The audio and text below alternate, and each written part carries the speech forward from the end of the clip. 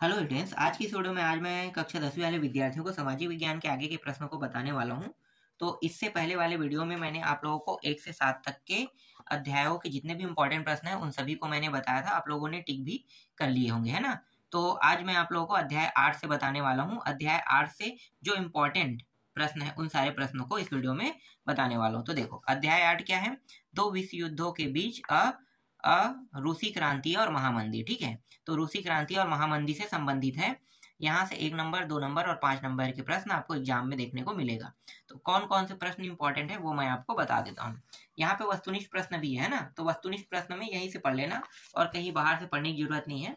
इसके बाद यहाँ पे जो 2 नंबर के प्रश्न है उसको मैं आपको बता देता हूँ। देखो, 2 नंबर के प्रश्न में पहला प्रश्न आपको टिक करना है, रूस के बड़े किसानों ने सामूहिक फार्मा का विरोध क्यों किया? ठीक है, इसका उत्तर अगर आप अपने शब्दों में लिखना चाहो तो एकदम सरल और सटीक और आसान भी है, मैं बता देता हूँ। देखो, सरकार ने क्या किया था कि इन लोगों के जो खेत थे ना, उसे किसी फार्म बनाने के लिए इन्होंने मांग लिया। मांगने के बाद क्या किया, बाद में जो जमीन जो इंसानों के नाम पे है, ठीक है, मतलब जहाँ वहाँ की जो पब्लिक है उनके नाम पे है, उन्हीं उन्हीं से उनके जमीन को मांग कर बाद में उसे सरकारी घोषित कर दिया। तो इसीलिए ना किसानों ने सामूहिक फार्म का विरोध करना चालू कर दिया। ठीक है, जब सरकार के हाथों में चला जाएगा तो ऐसा तो होगा ना। और ये घटना हुआ है सन 1936 में। तो ये इस प्रश्न का उत्तर अगर ये आता है तो आप इस तरीके से बता सकते हो। मंदी का किसानों पर क्या प्रभाव पड़ा? भाई, मंदी का जमीन जो है ना बेचकर किसान शहर में रोजगार पाने के लिए चले गए। हर जगह की बात है। अगर कहीं पे मंदी आता है तो ऐसे जगह पे ज्यादातर लोग जाने लगते हैं जहां पे उन्हें रोजगार मिले। तो गांव के लोग जो है वो शहर में जाते हैं। तो ये तो आप जानते हो ना। तो ये वही है। रूस की बोल्शेविक क्रांति कब और क्यों हुई? ठीक है, तो कब कहेगा तो आपको सन 1917 बताना है। और क्या कहे, क्यों हुई कहे, कारण पूछ रहे हैं तो कारण आपको बताना है। निरंकुश जारशाही को समाप्त कर जनता का शासन स्थापित करने के उद्देश्य से ये हुआ है। ठीक है, ये इसका प्रश्न का उत्तर है। ये आसान और सरल है, सब 2-2 नंबर के हैं। क्रांतिकारी सरकार के गठन के बाद लेनिन ने कौन से 2 महत्वपूर्ण ऐलान किए हैं ना। 2 महत्वपूर्ण ऐलानों के बारे में लिखना है। एक तो पहला इनका है युद्ध से विराम लेने का, और दूसरा क्या है, जमीन संबंधी ऐलान से है। ठीक है, यही दोनों है। देखो, यहाँ पे युद्ध विराम वाला पहला हो गया, और लोकतंत्र शांति की अपील है ना पहला, और दूसरा जमीन संबंधी ऐलान, जिसमें भूस्वामी का जमीन का स्पष्टीकरण और किसानों को जमीन वितरण का निर्णय था। ठीक है, जैसे जमीन को छीना गया था ना, तो इसीलिए ये जो है महत्वपूर्ण इन्होंने क्या किया था, ऐलान किया था। इसके बाद देखो, 5वां है सोवियत और संसद में आप क्या अंतर कर सकते हैं। ठीक है, यहाँ पे मैं आपको टिक लगवाता हूँ। अगर प्रश्नों को बताते जाऊंगा तो वीडियो और लंबा बनेगा, इसलिए अभी मैं आप लोगों को कुछ भी नहीं बताने वाला। आप लोग ना एक काम करो, जो जो प्रश्न मैं बता रहा हूँ उनको टिक लगाते जाओ। फिर ये 6वां प्रश्न है, इसको टिक लगा लेना, इंपॉर्टेंट प्रश्न है। 7वां प्रश्न है, इसको भी टिक लगा लेना। 8वां न्यू डील की घोषणा, टिक लगा लेना। 10वां तुर्की में लोकतंत्र और धर्मनिरपेक्ष शासन किसने स्थापित किया, इंपॉर्टेंट है। 10वां है रूस में किसानों की दास्ता कब और किसने समाप्त की। 11वां रूस और औद्योगिकीकरण की पहल किसने की। फिर 12वां भी इंपॉर्टेंट है, 13वां भी इंपॉर्टेंट है, फटाफट चलो टिक करते जाना। 14वां भी इंपॉर्टेंट है। फिर यहाँ पे 15, ठीक है, 16 और 17 छोड़ दो। ठीक है, इसके बाद सीधा आ जाओ, 18 भी छोड़ दो, सीधा 19वां में आ जाओ। 1 मिनट, ये क्या है, क्या मंदी का किसानों एवं मजदूरों पर एक जैसा प्रभाव पड़ा? किसानों नहीं, अलग अलग प्रभाव पड़ेगा। ठीक है, तो ये अपने हिसाब से लिख सकते हो। अभी मैंने आपको उत्तर बताया ना शुरू में, वही है ये। इसके बाद देखो, रूसी क्रांति के 2 प्रमुख उद्देश्यों को लिखे, ये है इंपॉर्टेंट। 20वां इंपॉर्टेंट है। और इसके बाद है, सीधा आ जाओ 25वां प्रश्न, 23वां प्रश्न। ठीक है, 23वां प्रश्न, 25वां था ही नहीं, 23वां प्रश्न। ठीक है, तो इतने प्रश्न जो है वो 2-2 नंबर के हैं। अब बड़े प्रश्न बता देता हूँ, 5 नंबर का भी यहाँ से आने वाले हैं। तो 5 नंबर के प्रश्न जो है बहुत कम चांस है इस अध्याय से 5 नंबर के प्रश्न आएगा, इसके चांसेस कम है। फिर भी कुछ इंपॉर्टेंट प्रश्न मैं आपको बता देता हूँ, चाहते हो तो आप लोग पढ़ लेना। ठीक है, ये आपके ऊपर डिपेंड करता है। यहाँ पे मैं अपनी ओर से मैं आप लोगों को यहाँ पे कुछ इंपॉर्टेंट प्रश्न दे देता हूँ। देखो, ये इंपॉर्टेंट 7वां 8वां इंपॉर्टेंट है, 9वां इंपॉर्टेंट है। ठीक है, और ये जो है 1 नंबर में आता है, रूस के संसद का क्या नाम है, तो ड्यूमा। ठीक है, ड्यूमा जो है रूस के संसद का नाम है, 1 नंबर के प्रश्न में आता है। इसके बाद ये है, देखो ये देखो, क्या मंदी का किसानों और मजदूरों पर एक जैसा प्रभाव पड़ा, कह रहे हैं ना, बड़े प्रश्न में आ रहा है यहाँ पे। ठीक है, इसके बाद ये प्रश्न है बड़े प्रश्नों में। फिर दीर्घोत्तरी का ये प्रश्न है बड़े प्रश्नों में, ये प्रश्न है बड़े प्रश्नों में, ठीक है। तो दीर्घोत्तरी को देख लेना, क्योंकि 5 नंबर का अगर यहाँ से आ रहा है तो अगर छोटे नहीं देखना चाहते हो तो कम से कम ये प्रश्न दीर्घोत्तरी के दोनों प्रश्न देख लेना, ठीक है। और ये दूसरा भी है यहाँ पे 2 3 1 2 3 यहाँ से आते नहीं है ना, फिर भी यहाँ से मैं आप लोगों को प्रश्न दे रहा हूँ, इंपॉर्टेंट के तौर पे दे रहा हूँ।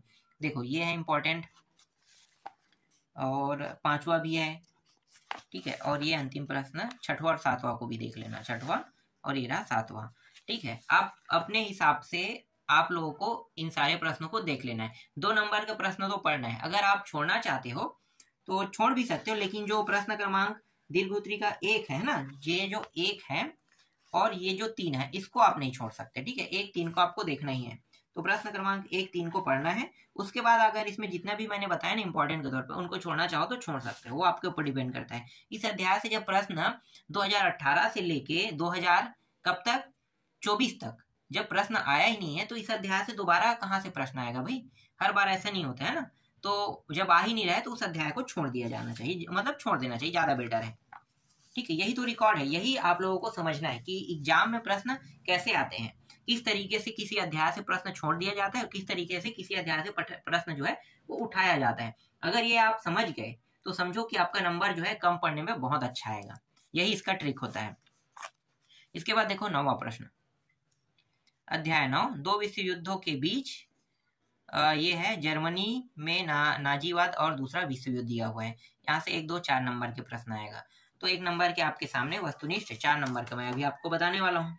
तो 4 नंबर और 2 नंबर को देख लेते हैं। 2 नंबर से भी इस अध्याय से आते हैं कि नहीं आते, पहले देख लेते हैं। 2 नंबर से आ तो रहे हैं, लेकिन बहुत कम चांस है यहाँ से 2 नंबर के प्रश्न का। इसके जो दूसरा भाग है ना वहां से आएंगे। तो देखो 2 नंबर में इंपॉर्टेंट है, ये जर्मनी में हिटलर ने कौन सी पार्टी बनाई थी, तो ये नाजीवादी पार्टी के बारे में 1 नंबर में पूछ सकता है, ये 1 नंबर का प्रश्न है। ये मुसोलिनी ने इटली में कौन सी पार्टी बनाई है, इसको भी पूछ सकता है। फांसीवाद के बारे में 1 नंबर का प्रश्न है, कभी भी ये 2 नंबर में नहीं आएगा। फिर यहाँ पे देखो म्यूनिक समझौता कब और किसके बीच हुआ कह रहा है, तो ये 2 नंबर के लायक है। सन बताओ, इंग्लैंड फ्रांस इटली जर्मनी इनके बीच हुआ कहे हुए, तो ये 2 नंबर के प्रश्न के लायक है, तो ये 2 नंबर में आ सकता है। यहाँ से 2 नंबर के प्रश्न के आने के चांसेस बहुत कम रहेगा।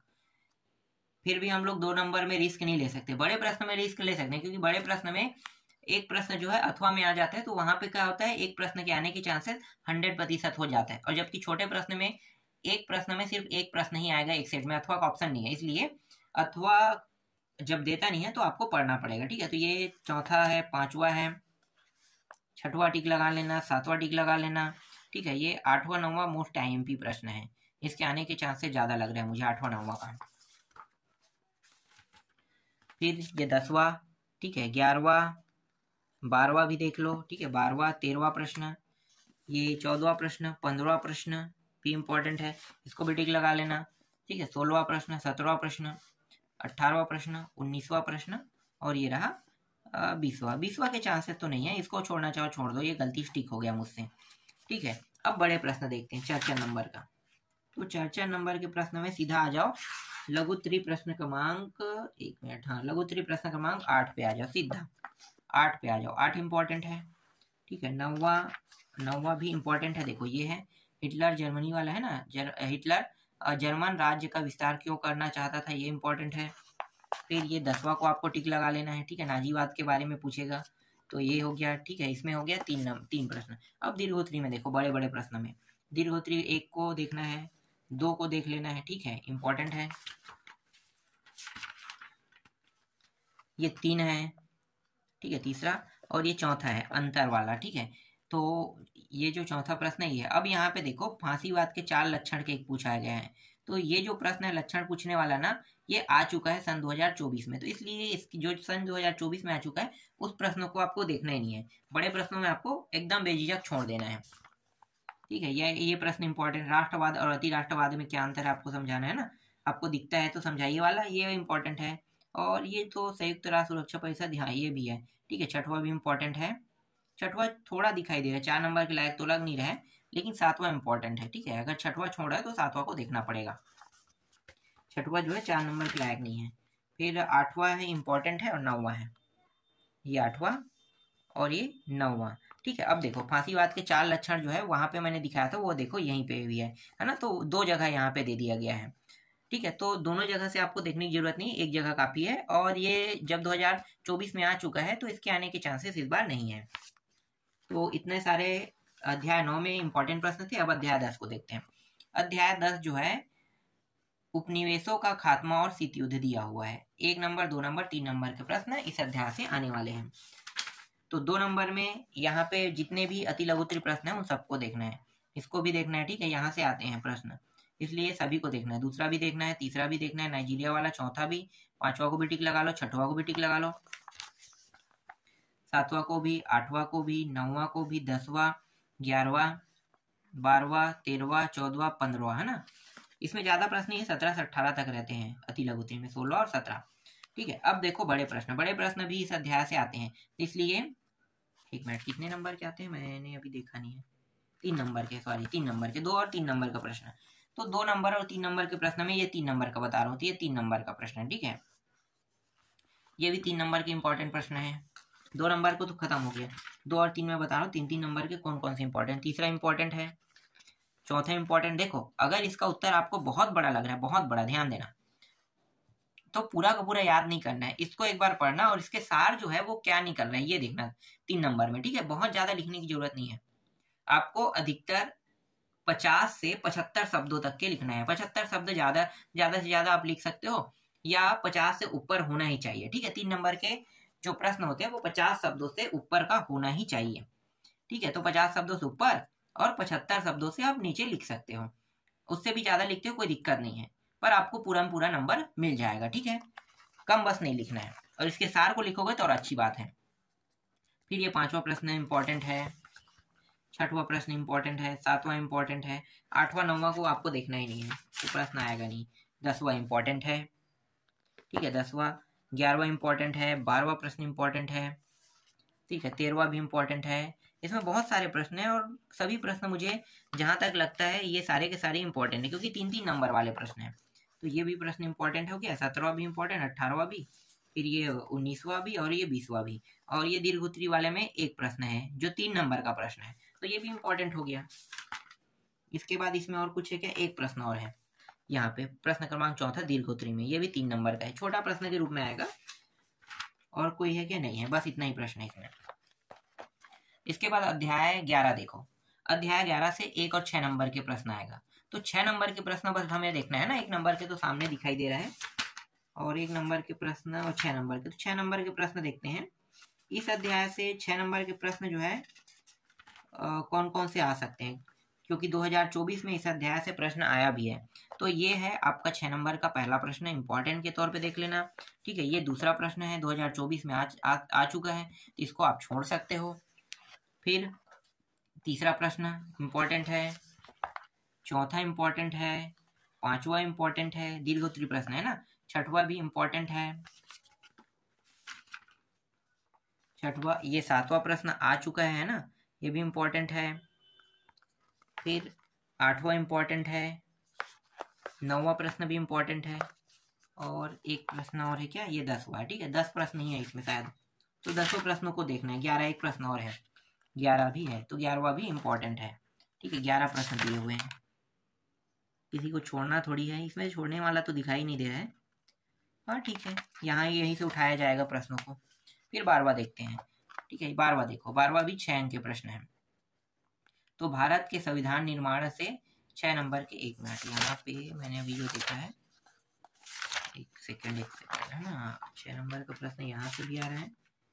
ठीक है, 1 6, यहाँ पे सिर्फ 6 नंबर का आएगा। ठीक है, भारत के संविधान का निर्माण से सिर्फ 6 नंबर के प्रश्न आएगा। तो कौन सा प्रश्न आ सकता है ये मैं आपको बता देता हूँ। देखो जब भी प्रश्न आएगा ना, तो ये शायद लग रहा है मुझे, ये जो अध्याय है ना भारत के संविधान, इससे मुझे नहीं लगता है कि 6 नंबर के प्रश्न आएगा। फिर भी मैं आपको 1-2 प्रश्न दे देता हूँ जो इंपॉर्टेंट हो सकता है, उनको दे देता हूँ। अगर आप चाहते हो तो पूरा ये जो अध्याय है इसको छोड़ सकते हो, क्योंकि इस अध्याय से अभी तक रिकॉर्ड में ना प्रश्न नहीं आया है। एक आध प्रश्न आ गया होगा तो अलग बात है, पर मुझे नहीं लगता है कि आएगा। देखो एक प्रश्न यहाँ पे आया 2018 वर्ष में, ये प्रश्न, तो इसको तो देखना ही देखना है। अगर इसके अलावा छोड़ने के लिए कहा जाए तो बाकी प्रश्न को छोड़ सकते हो, है ना। तो ये तो इस अध्याय से इंपॉर्टेंट प्रश्न है। इसके अलावा मैंने आपको कहा ना कि मैं आप लोगों को फिर भी मैं कुछ महत्वपूर्ण प्रश्न दूंगा, तो उसको मैं आप लोगों को बता देता हूँ। पर छोड़ना चाहते तो पूरे अध्याय में वो जो अभी मैंने प्रश्न दिखाया उसके अलावा सबको छोड़ सकते हो, ये आपके ऊपर डिपेंड करता है। और ये जो प्रश्न है ये दीर्घोत्तरीय प्रश्न क्रमांक में ये पहला इंपॉर्टेंट है, मुझे दूसरा तो नहीं लग रहा है, तीसरा भी नहीं लग रहा है, ठीक है, चौथा है, ठीक है, चौथा इंपॉर्टेंट है।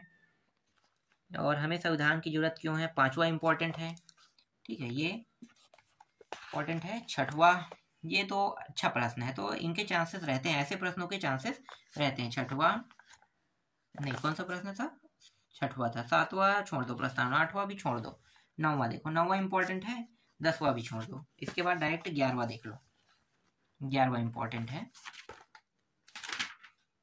और ये 12वां इंपॉर्टेंट है, ठीक है। ये जो अभी मैं प्रश्न बता रहा हूँ एकदम मोस्ट आईएमपी नहीं है, जो मैंने एक प्रश्न आपको दिखाया था जो 2018 के समय है, वो मोस्ट आईएमपी प्रश्न है।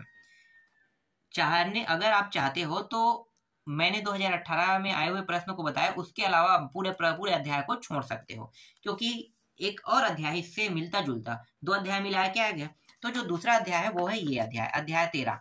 अध्याय 13 से भी 6 अंक के प्रश्न आएंगे, और ये है संविधान, शासन व्यवस्था और सामाजिक सरोकार। तो यहीं से जो दोनों प्रश्न है ना, वो यहीं से भी आ सकता है।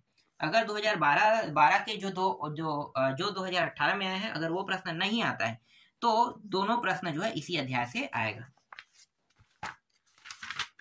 तो कौन कौन सी इंपॉर्टेंट है इसमें देखते हैं। इसमें तो सभी प्रश्न अब इंपॉर्टेंट रहेगा ना, इसमें छोड़ तो नहीं सकते, फिर भी मैं कुछ प्रश्नों को छोड़ के आपको बता रहा हूँ, तो चलो देख लो।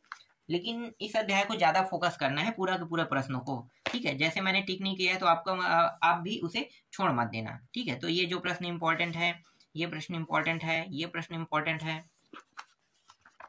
ये प्रश्न इंपॉर्टेंट है। चौथा, पांचवा को मैं छोड़ रहा हूँ, ठीक है, टिक नहीं किया हूँ। छठवा भी छोड़ रहा हूँ, सातवां भी छोड़ रहा हूँ, आठवां भी छोड़ रहा हूँ, ठीक है। 6, 9वां, 10वां, 11वां, 12वां पूरा छोड़ रहा हूँ। उसके बाद सीधा दीर्घोत्तरी पे आते हैं।